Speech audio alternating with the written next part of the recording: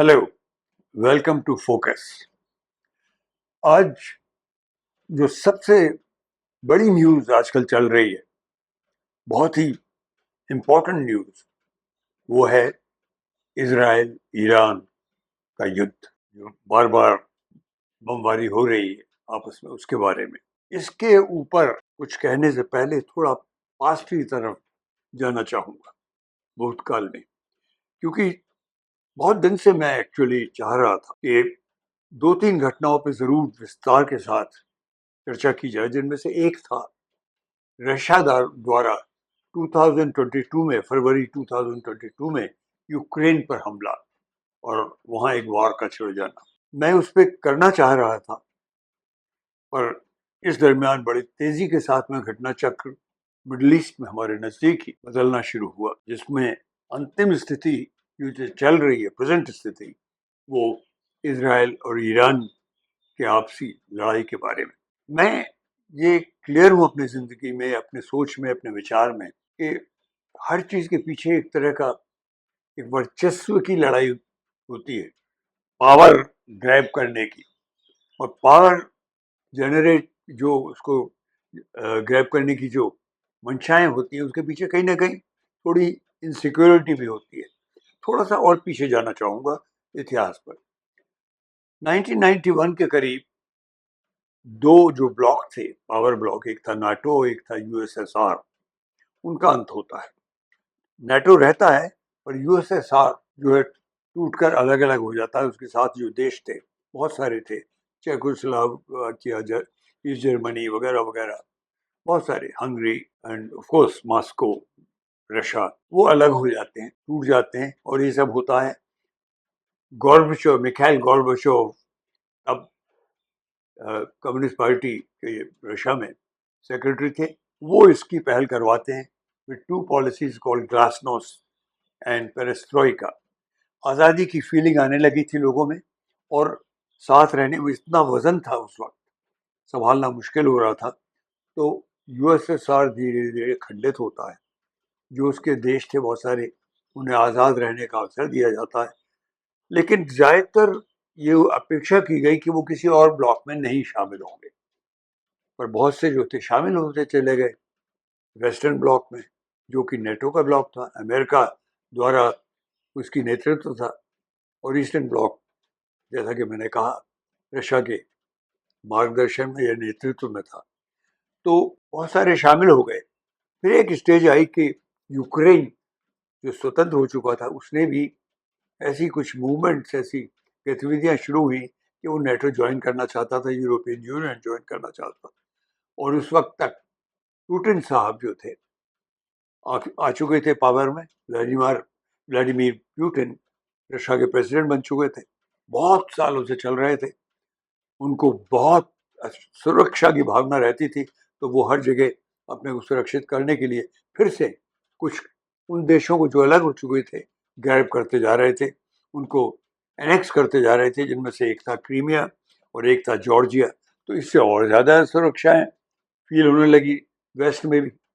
और उन्होंने भी शायद इशारा किया होगा, थोड़ी शायद ये होगी यूक्रेन को, जो कि उस वक्त व्लादिमीर ज़ेलेंस्की की प्रेसिडेंसी में था, और उस पर चढ़ाई कर दी, जैसा मैंने कहा, फरवरी 2022 में।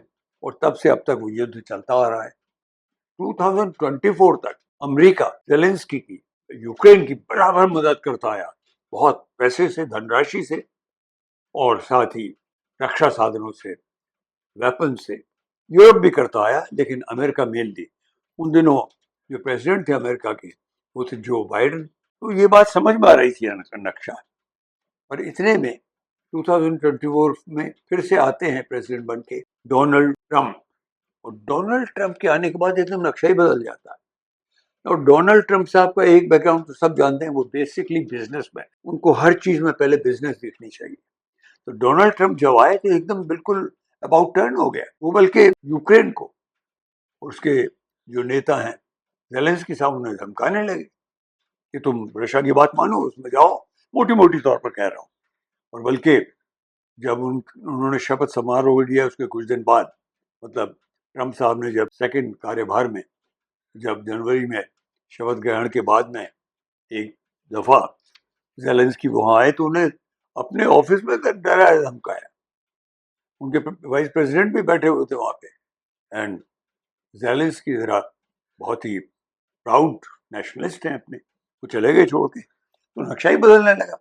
और तब से बराबर हम देखते रहे कि ये क्या हो गया। अमेरिका जो कि कभी रशिया के साथ खड़ा नहीं हो सकता था, अब खुल के खड़ा होने लगा। ट्रम्प साहब खुल करके पुतिन के समर्थन की बातें करने लगे। चाइना से डरते थे और उन्होंने इसलिए चाइना के साथ झड़प भी हुई उनकी बिजनेस को लेकर। जब ट्रम्प साहब आए तो उन्होंने सब जगह अपने जो बिजनेस की टर्म्स थी उनको चेंज करना चाहा, तो चाइना तो नहीं दबा, बहुत से देश दब गए। और ये जो नया शोषा उन्होंने शुरू किया था, मेक अमेरिका ग्रेट अगेन मागा, उसके तहत उन्होंने ये सब करना शुरू किया। पर जो जियो पॉलिटिक्स थी उसमें वो ज़ेलेंस्की पर ये दबाव डालते रहे। इतने में एक नई चीज जो हुई उससे सब लोग बड़े आश्चर्यचकित हो गए। उन्होंने इजराइल का समर्थन खुल करके करना शुरू कर दिया। इजराइल ने गाजा पर अटैक कर दिया था पैलेस्टीनियंस के ऊपर, वो 4 साल से चल रहा है। और एक छोटी सी घटना हुई थी कि पैलेस्टीनियंस ने, हमास ने इजराइल के कुछ एक वक्त पे अटैक सा कर दिया था, हॉलीडे इवेंट के वक्त पे कुछ हॉस्टेज पकड़ के ले गए थे। वो बहाना था इजराइल के लिए या जानबूझ के किया गया था कि उसके बाद में इजराइल ने एक के बाद एक बार बार अटैक कर रहा था, बर्बाद कर रहा था पैलेस्टीनियंस की जो जगह थी गाजा, और भी ग्रैब करता जा रहा था जगह को, उन्हें भगाता जा रहा था। मैं इस पर कई बार सोच रहा था इस पर भी एक वीडियो करूं, पर जब ट्रम्प 2 आए तो मुझे दोनों जगह एक कॉमन सूत्र दिखने लगा। क्यों? क्योंकि ट्रम्प साहब ने आके एक तो खुलकर इजराइल की मदद करना शुरू कर दिया और गाजा वालों को, अरब्स को धमकाना शुरू कर दिया, बल्कि खुल के कहना ये भी शुरू कर दिया मैं वहां पर गाजा पट्टी में बिजनेस मॉल्स बनाऊंगा, आपको मालामाल कर दूंगा वगैरह वगैरह। ये बड़ी डिस्टर्ब करने वाली चीज थी। और अब उस लड़ाई का असर ये हुआ कि फिलिस्तीन तो बेचारे बर्बाद हुए ही, उसके ऊपर कल को जो जूस स्टेट है अपना इजराइल, उसके बारे में अलग एक वीडियो करना जरूरी होगा जो मैं करूंगा। लेकिन जो अजीब चीज ये लगी कि नेथानियाहू जो प्राइम मिनिस्टर हैं इजराइल के, उनके नेतृत्व में वो बिल्कुल एक्सपेंशनिज्म, अपना अपना क्षेत्र, अपना प्रभाव क्षेत्र बढ़ाने की में विश्वास रखते हैं। तो उनको श्रेय मिलती रही अमेरिका की, और इजराइल जितने दूसरे अरब देश थे उनके ऊपर चढ़ाई करके उन्हें बर्बाद करता रहा। लेबनान पे किया, कई जगह किया। और अब देखते ही देखते ईरान और इजराइल ये छड़ गया। इजराइल ने अटैक करना शुरू किया ये कह के कि भाई मैं ये बर्दाश्त नहीं कर सकता कि एक न्यूक्लियर स्टेट रहे। हालांकि पहला अटैक जो था ईरान ने ही किया इजराइल पे। क्यों किया? कि वो जो अरब जेनोसाइड हो रहा था गाजा में, उसके उसकी उसकी वजह से अटैक किया था। लेकिन देखते ही देखते स्थिति बदलने लगी। तो मुझे कुछ ऐसा समझ में आना शुरू हुआ कि ये सब पावर ब्लॉक की बात हो रही है फिर, कि क्यों ट्रम्प साहब पुतिन का इतनी उसकी हिमायत करते जा रहे हैं। पुतिन साहब बेसिकली इज ए बिजनेसमैन, शायद वो हर जगह बिजनेस अपॉर्चुनिटी देखते हैं। मुझे, आई मे बी वेरी क्रेजी, मेरा एनालिसिस टू सिंपलिस्टिक भी हो सकता है, but analysis it is the way I see it, which probably hardly anybody is talking about, is that Trump साहब कुछ ऐसा सपना देख रहे हैं लाइक ए बिजनेसमैन कि 3 ब्लॉक हो जाएं। एक अमेरिका की छत्र छाया में हो, इसमें इसराइल वगैरह और बहुत से देश, यूरोपियन यूनियन भी हो जाए तो अच्छा है। कई बार उन्होंने ये बातें कही भी है, मैं उस देश को ले लूंगा, उस देश को ले लूंगा। और दूसरा वो सोचते हैं कि रशिया एक अपना ब्लॉक बना ले फिर से, जिसमें यूक्रेन को हड़प कर ले, फिर उसके साथ उसके अंडर में बिजनेसेस वगैरह हो जाएं, कुछ मेरे पास हो जाए, कुछ उनके पास, और चाइना को, क्योंकि वो बहुत इंडिपेंडेंट काफी पावरफुल चीज है, वो एक ब्लॉक अपना बना ले। इंडिया इसमें कहीं नहीं आता। This sounds too simplistic, no doubt, लेकिन मुझे लगता है कभी कभी बहुत जटिल दिखने वाली चीजों के पीछे बड़े सिंपल से इरादे होते हैं।